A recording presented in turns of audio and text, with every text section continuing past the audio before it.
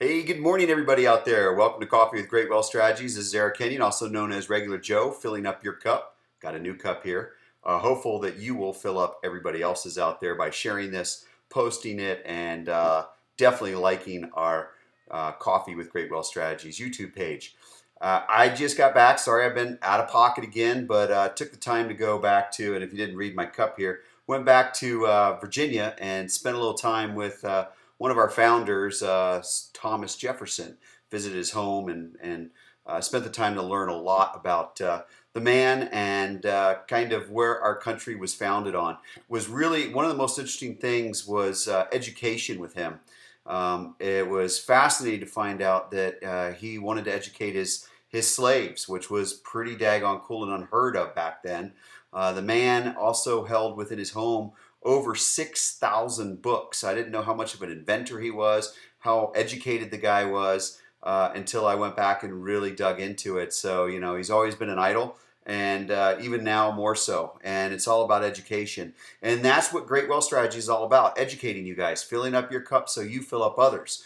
And so I want to take a little time here to go back and talk about the budget, kind of look at the problems that essentially created effectively the fact that we haven't technically passed a budget since 2009. And so you guys can share this out with folks and understand a little bit about what has just currently happened with the government shutdown, the raising of the debt ceiling and things like that. But this is a good place to start. So join in and let's check this out. So the question is essentially, can Congress craft a long-term budget? Essentially, in my opinion, I'm not thinking so at this point. So since 2009, Congress has failed to pass a complete budget, and that's a fact. Rather than relying on this traditional method, both chambers, both of them, that's the Senate and the House, have instead depended on the use of what's called a continuing resolution. Essentially, these are extensions of previous funding agreements to cover the cost of governing. The problem with this approach is that it effectively freezes spending inefficiencies and problems. It keeps them right there and they don't change. While members of both parties publicly declare a desire to go back to passing budgets, the reality is that the current political quagmire could make returning to such a system unfeasible at best. So don't hold your breath, folks. One of the big issues being passed back and forth on Capitol Hill is whether or not a long-term budget is the best approach. Interesting. I couldn't imagine running my household without a budget. So I don't know how these people think like this, and I don't know how we put them in office, but that's a whole nother segment there. But in a move similar to the 2011 Budget Control Act, a possible deal would set boundaries within which government spending could be addressed. Unfortunately, this would further cement the use of continuing resolutions into place and essentially allow Democrats and Republicans to spend with impunity. In the meantime, honest conversations about departmental budgets and reckless spending within would go unheeded. So this is a quote here, we now have an opportunity to focus on a sensible budget that is responsible, that is fair, and that helps hardworking people all across this country.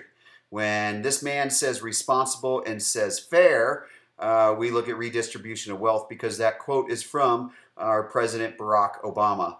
And he said this in a recent speech. While it is clear that he will use the next round of negotiations to generate more revenue for the U.S. government, he wants to spend more and wants to tax more, it's nice to see the president bringing attention to the fact that nearly 5 years have gone by since a budget was completed. Americans should not hold their breath over a sudden surge in Democratic action for a budget. Why? Considering the first year the budget agreement fell off the rails was when the party had supermajority in Congress. So for you guys out there, I hope this sheds a little bit of light on the challenges with passing a budget, why they continue to do continuing resolutions, and how it freezes the problems in place and why things don't get any better. So do me a favor and share this. Like the page, share it on Facebook, Twitter it, and definitely fill other people's cups up. If you haven't checked it out, greatwealthstrategies.com has a brand new website And I would love to have you join our weekly newsletter. It's called the Week in Review, and you get all of my blog posts and videos sent directly to your mailbox, your online mailbox, every Friday.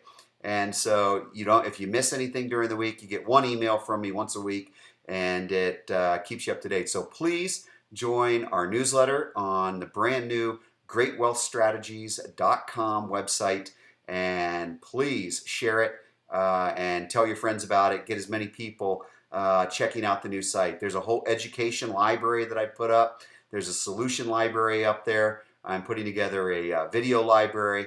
There's a bunch of great stuff, and go in there and go get educated. Go figure out how you can make your life better and make other people's lives around you better. So thanks for joining us. Really appreciate it. Take care. Bye-bye.